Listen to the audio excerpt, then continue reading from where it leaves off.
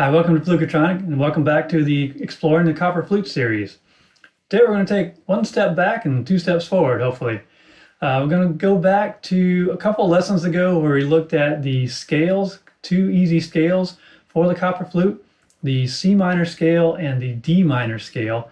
And today we're going to look at that in ways we can combine those in an easy fashion and see what happens with that. So before we get going, let's just review the two scales.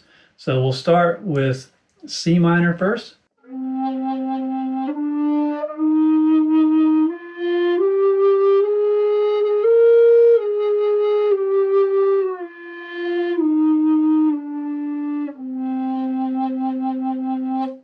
Okay, now let's review the D minor scale.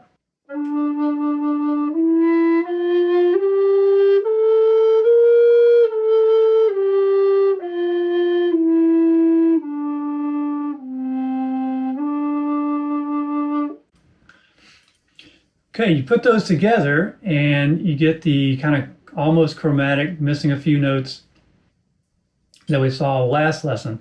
But what I want you to notice today is that there are several common notes that are in both scales, the C, the D, F, G, and B flat. So 5 of the notes are actually in common between the two scales.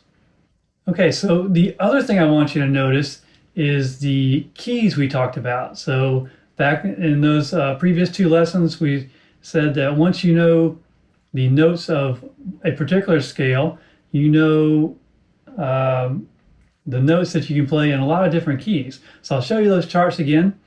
So you look at, once you know the D minor scale, you can also play over an E minor backing track and F major, G minor, and so forth. And then we looked at the C minor. So once you know the C minor scale, you can also play over D minor, E flat major, and so forth. So what you'll notice, I've color-coded these, that there are actually 3 keys in common between the two scales. So what that means is you can take the D minor chord or D minor backing track and you can play either scale on top of that and it'll sound good. Same with G minor and with B flat major, actually. So that's a pretty cool trick. And we're going to take an example of that. We'll take a playing sample of each of those. And what I've got for the backing is just a drone note that I've recorded with the Copper Flute and pitched down a couple of octaves. Now I'll give you a link to a prior video that I showed you how to make this kind of a drone track if you're interested. It's in an app on the iPad called Tardigrade. But there's other techniques you could do it, of course, but I'll give you a link to that one. But let's just go ahead and play these. So we'll start with D. So we've got a low D drone, and we'll see what happens when I try to play the D minor and then the C minor, or actually the Locrian in that mode, and we'll just see what that sounds like.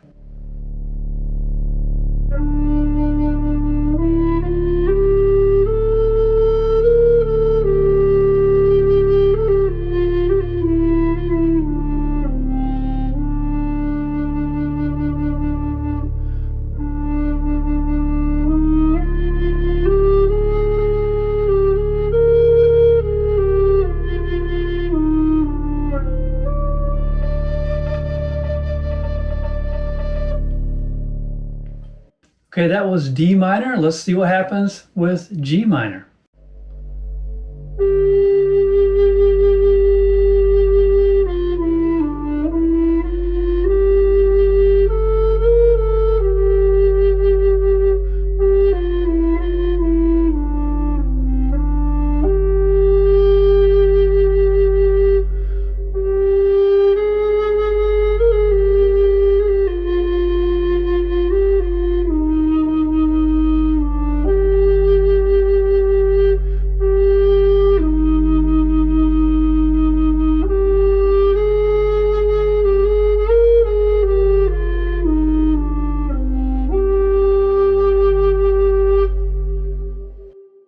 Okay, what if we go to B flat major? Now this is an interesting scale because we haven't really looked at a major scale yet. And it's also the top note of the bottom register top note of the bottom register. top note of the top register too, I guess.